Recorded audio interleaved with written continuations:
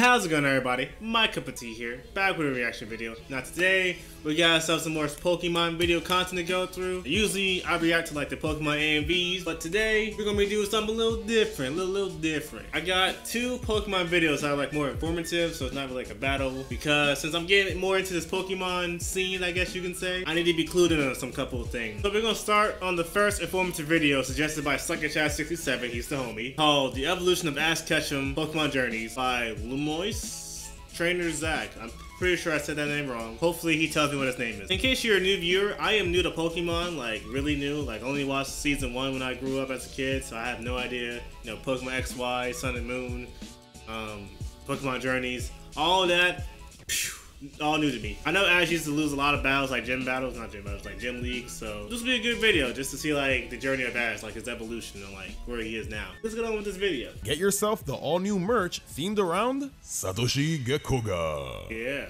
Link is in the description. That Ash? This was 2 years ago, okay, or 3 years ago. Okay, music. Also stay hydrated, we got water here.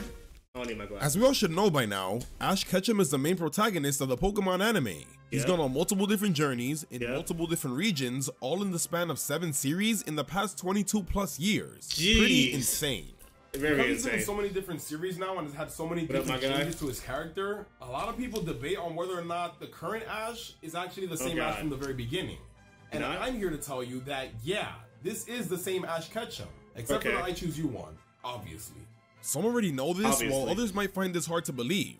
Either way, I thought it'd be cool to go over the evolution of Ash's character throughout the different anime series and explain why he is the same character. That one right there. Now, before I get to the more drastic changes like Black and White or Sun and Moon Ash, I think the best way to handle this is to start from the very beginning. So why don't we kick things off by taking it back to the original series? Yeah, where I know it's kind of... This is where it all started for our boy. When he finally turned 10, he set out on his Pokemon journey for the first time. Turned 10, he said now, it was very clear from the jump that Ash was a complete newbie here. Yes. He didn't know how to catch Pokemon correctly, didn't know about type matchups yet, and was very, very weak. Sounds for like me. one, almost half of his gym badges were earned illegitimately and given to him like they were souvenirs or something, so he didn't really get the right battle experience. Most of his battles were just against Team Rocket, and they suck.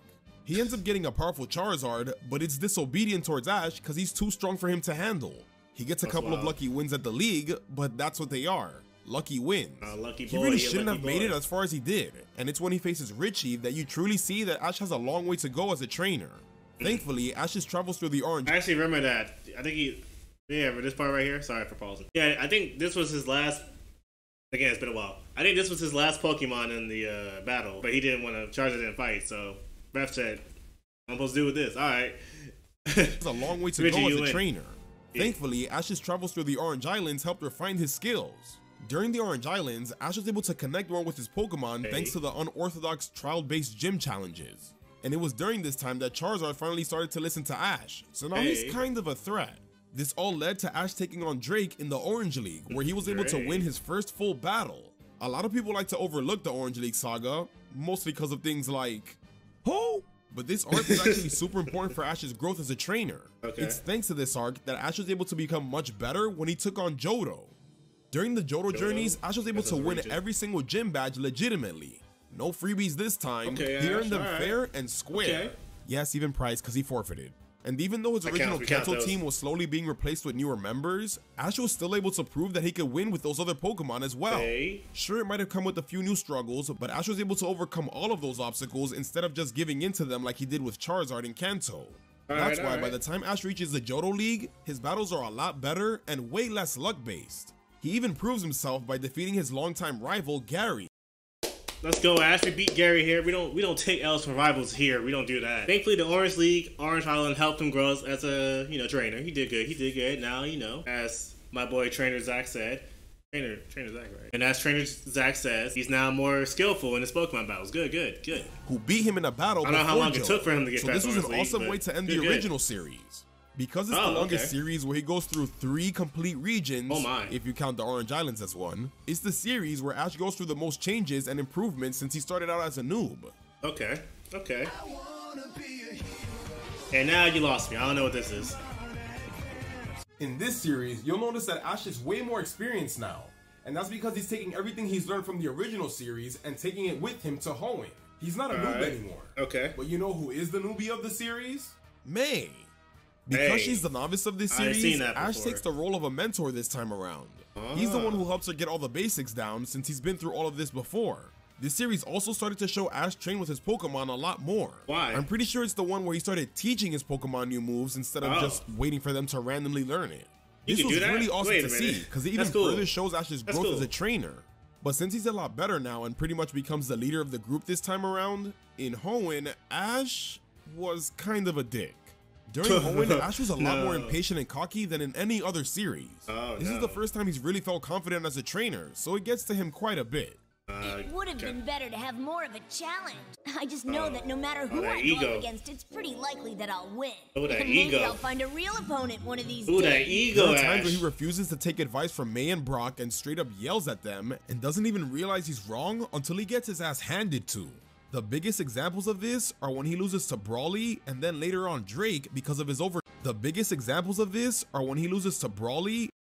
it's Brawly. Brawly, I'm sorry. It's Brawly, same thing. Who's gonna lose? And then later on Drake because of his overconfidence. These moments are what helped Ash get over his cockiness, thank God, and it's what helped him become a much better and mature trainer. As mature as a 10-year-old can be, at least. That's why by the time he returns to Kanto for the Battle Frontier, he's way more prepared and focused. He kinda had to be, since the Frontier Brains are super tough. It really felt like the ultimate challenge for Ash, since he had to use everything he's learned up until that point to win. I mean, he even had to face some legendaries along the way, so this was no joke. Now, the Ash vs. Gary rematch at the end of the series was super important for Ash because he ends up losing to Electivire. Oh, there's that problem. He thought he was gonna win because he beat Gary before and now he has the Battle Frontier win under his belt, but he didn't. This moment was important because it taught Ash that the world is a big place and no matter how good you get, there will always be someone better. This is basically the main lesson Ash had to learn throughout the whole Advanced series. Took you long enough. And that's why when he travels to Sinnoh, Ash becomes an even greater trainer. Okay, yeah, so Pokemon Advanced, that's what it's called, right? You got a big head, 10-year-old, 10-year-olds, they got that ego, got to get them in check, the ego check, Alright, we're back. And that's why when he travels to Sinnoh, Ash becomes an even greater trainer. Sinnoh. I should write these down, hold on. I should write these places down, because I'm going to forget them. I'm back, sorry about that. I had to go back through the video to record, or to write down the list of the regions, like what happened in each region during the video. Got my phone right here, wrote stuff down. Now we're here with Diamond and Pearl, which I did have, I think it was Pearl on my DS at one point. I never beat it, but I had it. Yeah, let's start this. Back up. Yeah.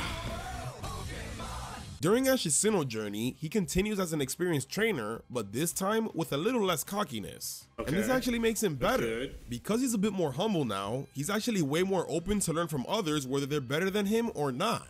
Well, except for Gary. Hoenn Ash should almost never take advice from May. She's a newbie, so she should be learning from him. In Sinnoh, though, Ash was not only a mentor to Dawn, but also learned and growed alongside him.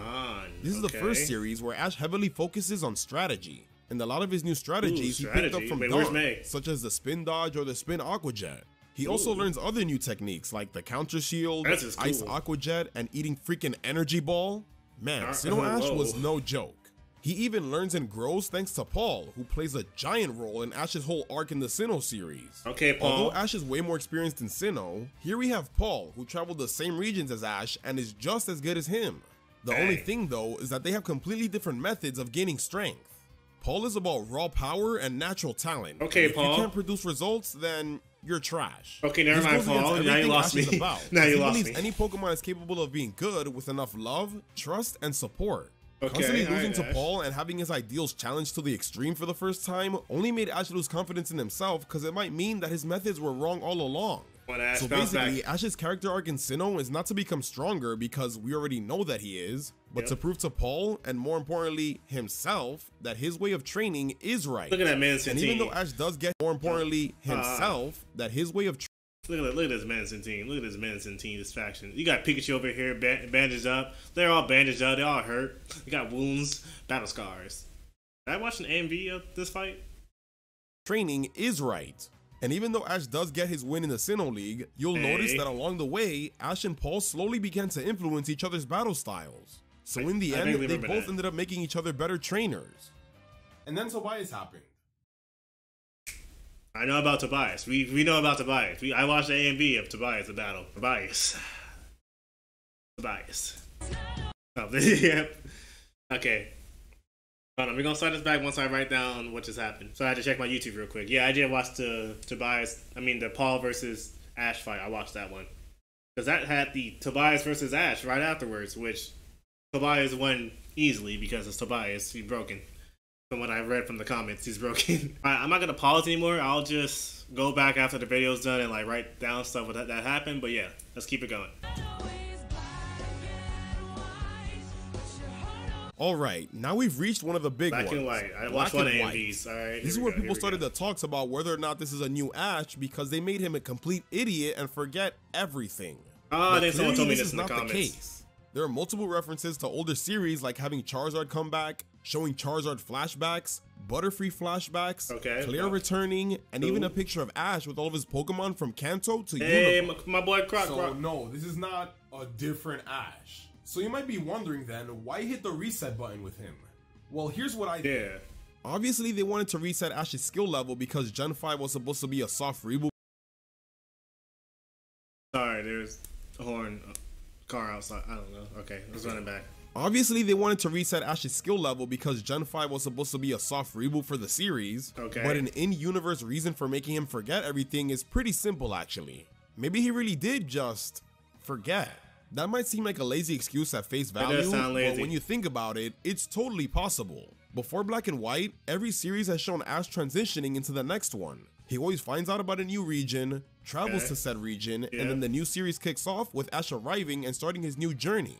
Black and White was the first time where there wasn't a transition, so there was an unknown amount of time between its first episode and the final episode of Diamond and Pearl. It could have been a day, it could have been a week, it could have even been a month. We just don't know. True. So my theory is that Ash took a short break from Pokemon training. He's actually never taken a break before. At most, he spent a day or two at Pallet Town before leaving for the next journey. But after Sinnoh, Ash doesn't know about any other regions yet. And since he placed top 4 at the league, defeated his greatest rival, and even legendaries, it's totally possible that he decided to take a short break. I would've. I mean, heck, when Professor Oak invites Ash and Delia to Unova, it was supposed to be a vacation. But once Ash learned about the new Pokemon in League, he decided to stay. So because it's probably been a while since Ash has done any proper Pokemon training, he was rusty in Unova. This explains all of his dumbass mistakes, especially during the start of the series. He carelessly threw Pokeballs without battling because it was his first time seeing new Pokemon in a while. He got too excited. His strategy against Alisa failed horribly because it was his first time making... I don't know about that. I don't know how long he's been like from the beginning to Black and White. I don't know how long, or before Black and White, I don't know how long he's been like, you know, Pokemon training, Pokemon hunting. It's kind of hard to forget, like, hey, I gotta damage this Pokemon to capture it. I don't know about that one, but... While he got too excited. His strategy against Alisa failed horribly because it was his first time making a real strategy in a while. I can understand the strategy one. I gotta say that. He pulled up the Pokedex on Pokemon he's already seen before because he probably wanted to refresh himself on the info. That makes sense. That's basically what There's a lot of Pokemon. Black and White was all about. Ash relearning the basics and getting back into the swing of Pokemon training. Now this doesn't excuse the choice of making him forget everything because I think that was stupid. Very stupid. But hopefully this explanation gives you some context as to why. I can understand the strategy. Now I think Ash knew Unova was his slump region. I mean, he lost to a guy who brought 5 Pokemon. What's the region? Now I think Ash knew Unova was his slump region. I mean, he lost to a guy who brought 5 Pokemon to a full battle. Ow. That's why the final episode of Black and White was about Ash reigniting his dream of becoming a Pokemon master. He was motivated and wanted to do better and was focused on his goal more than ever before. So because of that, Ash packed his bags, headed to the Kalos region, and gave the new Gillette Labs with the Who is giving him the money to go on plane trips? How'd he go on the cruise? Wait a minute. Who is giving his child the funds to go across regions? How much money is Ash packing? Ash packed his bags, headed to the Kalos region, and gave us... Go straight to the next one. Pokemon X and Y series. Yep. We know about that. Well, I don't, but you guys do. You guys know about that. This is what I'm talking about. Now that he's got his groove back, Ash was on his serious shit again. Here we go. This is where things change. To win the Kalos League no matter what. This is where things have changed. He was the best he's ever been again. Just like Sinnoh, he strategized, learned from others, and kicked some serious ass. Wait, is that... This was awesome. Because Ash was such a badass again, you'll notice that in this series, he was a huge motivation and influence to others more than ever before. His drive and passion was infectious, which is why characters like Serena, Clement, Sawyer, and even Alon were so interested in him. Elon, we know about, that's how you say his name. Hey, I think that was the first AMV I saw from Pokemon on this channel. Yeah, I think so. Now, because the majority of the series focused on how Ash affected others, it might not seem like he had some growth or a character arc this time around other than being a badass. But he actually did grow a bit more in Kalos. The main thing Ash learned in Kalos is that winning isn't everything. What I mean by that is that XY Ash was so focused on winning sometimes that it blinds him to what's most important. This is literally what Ramos teaches him in the Coumarine gym. Now, that's not to say he's a selfish asshole, cause he's not. But what I mean by that is that sometimes he's so dead set on winning in a certain way that he overlooks the fact that he can totally win another way. He tries so hard to copy Tierno's dance battle style, even though it clearly doesn't work for his Pokemon. Dang. He gets impatient for gym battles again, and the biggest example of them all, relying too much on Greninja to win. That's why he loses to Sawyer and then Wolfric. He gets so caught up on trying to not let Sawyer surpass him that he ends up over-relying on the Ash Greninja transformation and getting depressed when it doesn't work out. Which we're gonna watch a video on that after this, on that transformation, the bond. Luckily, he's able to learn and overcome all of these instances, with the final reward being the mastery of Satoshi Gekoga. Oh, that's what that is, okay. Merch link in the description. That's why when he loses in the Kalos League finals, he's okay with it. Even though he was so close to the goal, he was just happy with how far he made it and the work his Pokemon put in for him. Even though he totally should have won there, let's be honest. He should have? Okay. Sun and Moon. We saw an AMV on that, right? Yeah, we did. Yes, what it was. Sun and Moon. The series that made all hardcore XY stands. Oh, that's the face. Kill themselves. That's the face. Now what we have here is another black and white situation because of how drastically they changed Ash, design and personality-wise. That's the animation. But in reality, it's the same Ash, just made to fit Sun and Moon's comedic tone. Oh my god. He's always had funny and goofy moments, but now it's amplified and exaggerated, just like every other character in this series. Okay. Now, if you didn't like this shift in tone, that's totally fine. But completely disregarding this series and saying it's a different Ash is totally false. Literally in episode 1, Ash mentions that he caught a bunch of Tauros before, and we get to see them alongside a bunch of his older Pokemon when he returns to Kanto. We also get Brock and Misty, along with flashbacks to the original journey together. So yeah, this is still the same Ash. Okay. A lot of people also like to say that this series reset Ash's character and made him forget everything like in Black and White. No. Sure, he's a lot more of a goof now, but when it's time for a battle, he can get serious. Like Diamond and Pearl to Black and White, there was no direct transition between X and Y and Sun and Moon, so we really don't know what the time gap is between the series. We know it wasn't too long though, since we see Ash give his Kalos Pokemon to Professor Oak before he leaves to Alola. And yes, those are totally empty Goodra and Greninja Pokeballs, just in case they come. Wait, he gave them away? Hold on. Before he leaves to Alola. It wasn't too long though, since we see Ash give his Kalos Pokemon to Professor. He gave his Kalos Pokemon to Professor Oak before he leaves to Alola. Why? Maybe you'll explain. Why did he do that? Is he gonna come back and get the Pokemons? Because hold on now, you got some good people in there. Because you got some good Pokemon in there. And yes, those are totally empty Goodra and Greninja Pokeballs, just in case they come back. Never forgetty. I don't know. Because it hasn't been that long since Kalos, that explains why Ash still has his XY battle experience and, you know, becomes the champion. It seems like Ash's vacation to Alola was meant to be another short break from Pokemon training, but it didn't last too long once he decided to stay for the Pokemon school. Because in Kalos he learned that battling and winning isn't everything, Ash was able to relax and spend time in Alola without obsessing over the next battle so much. Although he wasn't traveling for gym badges this time, he's still learning more about Pokemon at the school and by participating in the Island Challenge. So this was just another way of gaining experience. I feel like if Ash came to Alola before Kalos, he would have just been super impatient and breezed through the region right away. But because he was able to lay back, enjoy the region, stop and smell the flowers, if you will, he was able to connect with the people and Pokemon he met in Sun and Moon way more than in any other series. Well, except Greninja, of course. That's why it was so hard for him to say goodbye to Alola. It became his second home. Hey, that's pretty. Made amazing friendships and even got an Alolan family that included his Pokemon. The Sun and Moon series really taught Ash to appreciate life and the world of Pokemon. His Pokemon. Oh, that's okay. We see all these Pokemons. Yeah, but there's the Cinnivore. Now there's that. I forgot the name of that cat, but it evolved mid battle. There's this thing. I forgot this name too. You got this metal thing that's a mystic Pokemon. I remember that. This is the one that came out of nowhere. It caught me off guard.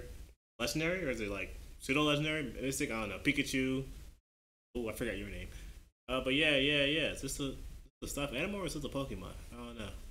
But yeah, okay.